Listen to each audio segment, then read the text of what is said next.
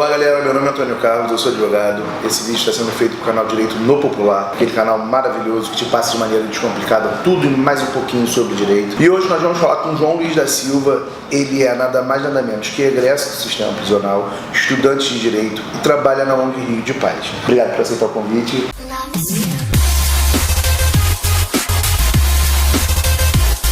Queria que você me explicasse o que é o egresso. Egresso, no meu entender, é todo aquele que vem de algum lugar, que saiu de algum lugar. Como eu me enquadro nesse meio, alguém que veio do sistema prisional. Então eu me intitulo egresso do sistema prisional, vulgarmente chamado ex-presidiário. Isso é até um ponto interessante de falar, porque assim, vulgarmente falando, o ex-presidiário, né, o egresso, ele sofre da sociedade, das pessoas, um olhar bem pejorativo, uma coisa a dificuldade de ser reinserido na sociedade. Conseguir emprego é muito difícil, as oportunidades são escassas, são muito mais limitadas. E aí eu tenho uma pergunta para fazer, porque você teve uma relação muito boa com a ONG, né?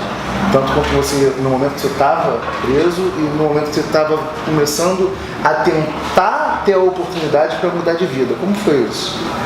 Assim, devido a esse estigma que o ex-presidiário carrega, devido ao preconceito já intrínseco, né, nessa sociedade, que fecha as portas o tempo todo para quem saiu do sistema prisional e com isso acaba com as oportunidades dele ser reinserido no mercado de trabalho, eu tentei um contato novamente com uma ONG que havia me assistido dentro do sistema prisional.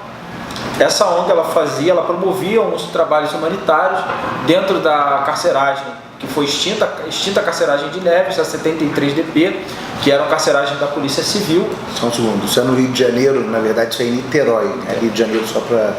tem muita gente do Brasil que é possível. Então, era uma carceragem superlotada, sem o acesso e sem o devido tratamento que qualquer pessoa digna de direitos deve ter. O preso é uma pessoa digna de direitos, ele está cumprindo uma pena, muitas das vezes, de privação de liberdade, mas ainda tem seus direitos preservados e regidos pela Constituição.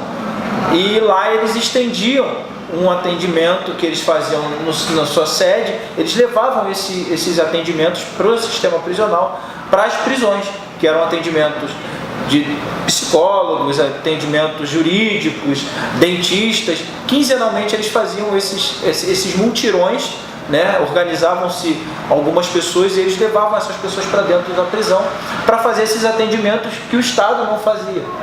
E a partir daí começou o meu contato com a ONG Rio de Paz. Aí, a partir da minha saída, com toda essa dificuldade de encontrar um meio para ser reinserido no mercado de trabalho, eu consegui novamente o contato com a ONG, depois de um intervalo aí no nosso contato, no nosso relacionamento de quase 5 anos, eu reencontrei a ONG já instalada com uma sede física, uma sede própria dentro da comunidade do Jacarezinho, fazendo um trabalho justamente de encaminhamento de egressos do sistema prisional para o mercado de trabalho. Bacana.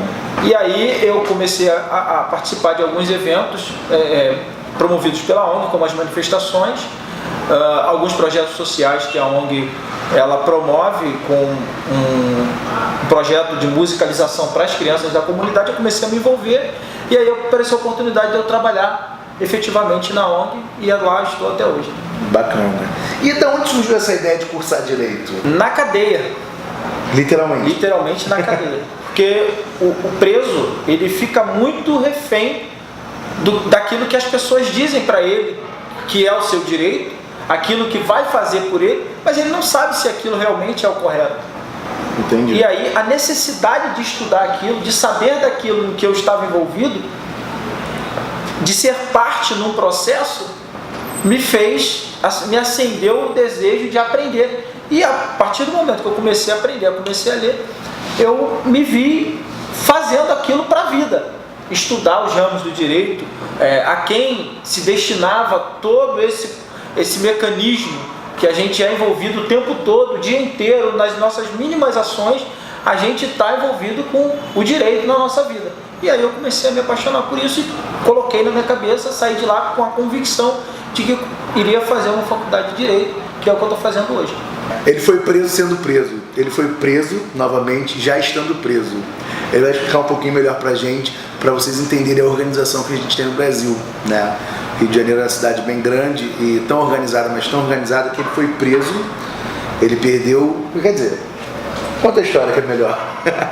O que aconteceu foi o seguinte, eu tive a progressão de regime do semi-aberto para o aberto, que é um regime onde eu sairia todos os dias da unidade prisional às 6 da manhã e voltaria até às 10 da noite. Teria até às 10 da noite do mesmo dia para retornar.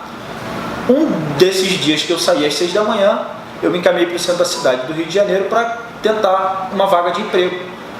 Nessas idas em algumas empresas eu acabei perdendo a minha habilitação de motorista, minha carteira de habilitação, e tive que registrar a queixa, né, da perda da carteira. E no momento do registro da ocorrência, eu fui informado que havia um mandado de prisão em aberto. E aí eu tentei argumentar com o policial que me atendeu, dizendo que provavelmente seria um mandado de prisão do qual eu já estava cumprindo. Há 5 anos? Há 5 anos. E ele disse que não, que faria um contato com a vara que expediu o mandado, mas que até então eu teria que estar preso. E ele iria cumprir aquilo que estava aparecendo no sistema da Polícia Civil. E ele enviou um comunicado para a vara que expediu, a vara do Tribunal de Justiça do Rio, e eles confirmaram que eu não havia sido preso.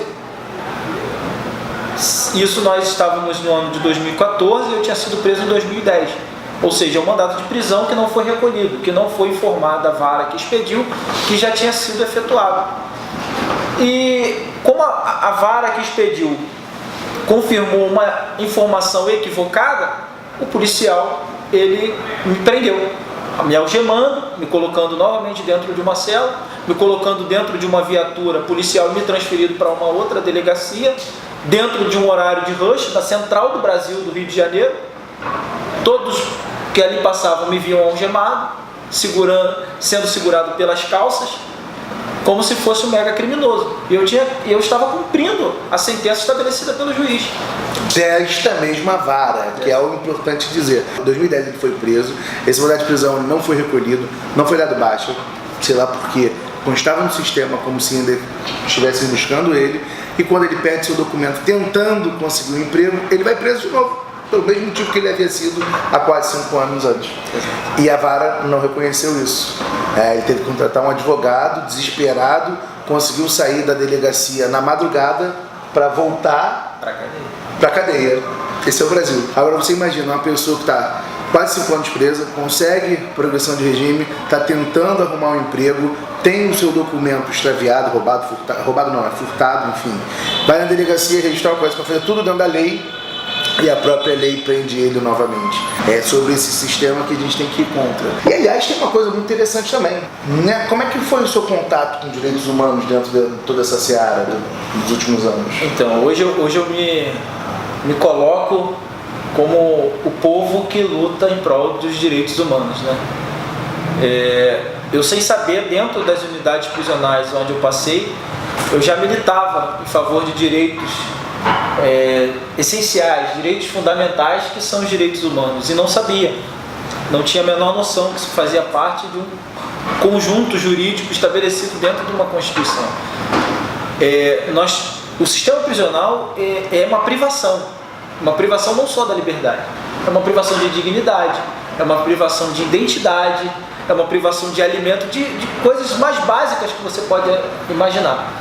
Então, essa privação nem sempre é legal. A privação de liberdade, ela está prescrita nas leis. Contudo, a privação de dignidade, não. Sim. E o tempo todo isso acontece com as torturas, com os espancamentos, com uma alimentação muito precária, a falta de higiene, a superlotação. E aí nós nos colocamos como porta-voz da galera para fazer esse diálogo com as instituições que visitavam essas unidades para fiscalizar. E aí nós estávamos ali pleiteando os direitos desse povo, que não tem direito para muitos, né? É bom ressaltar isso, que para muitos o preso não tem direito a nada, o direito é ficar preso e ser massacrado. Nas masmorras que a gente tem hoje, chamada de cadeia. E aí eu comecei a militar, tentando fazer com que os direitos fossem realmente efetivados dentro dessas unidades. E aí, através de uma comissão, de algumas pessoas mais esclarecidas, a gente fazia essas conversas com essas instituições e até com os diretores de unidades prisionais, tentando fazer com que eles nos enxergassem. E eu comecei a fazer isso a partir da minha saída. Eu comecei a me envolver com essa coisa do direito, com todo esse mecanismo que tem, que envolve a sociedade, que é o direito. E aí vi que aquilo que eu fazia lá dentro já era uma militância em favor de direitos humanos. Sim. Tem algumas pessoas que acham que devem realmente passar por aquilo, porque aquilo que o guarda de repente estabeleceu, ou o diretor da unidade, aquilo é a lei. E não é. E não é. Muitas das vezes as pessoas que estão ali entendem que aquilo que o seu familiar vai passar, aquela visita, aquela revista vexatória que o familiar está passando, ela tem que passar porque está indo visitar ele. É como que para ele isso fosse legal. E não é. Ele não tem, o Estado mesmo privando ele da sua liberdade, não tem o direito de atentar contra a dignidade dele nem do seu familiar. Então foi nesse meio aí que eu me envolvi de vez com os direitos humanos. João, mais uma vez, obrigado por participar. Obrigado. Fazer as pessoas pensarem, entender por uma outra ótica é muito importante. É isso, galera. Esse é o canal Direito Popular. Se inscreve, curte. Gostou? Manda pro amigo. Não gostou? Manda pro inimigo. Beijão. Tchau, tchau. Errei. Então vai dar pra... João tem uma dificuldade tremenda em conseguir emprego, em conseguir campainha tocando, que coisa. Tem muito mais característica de uma... Corta essa porra, esquece a oportunidade.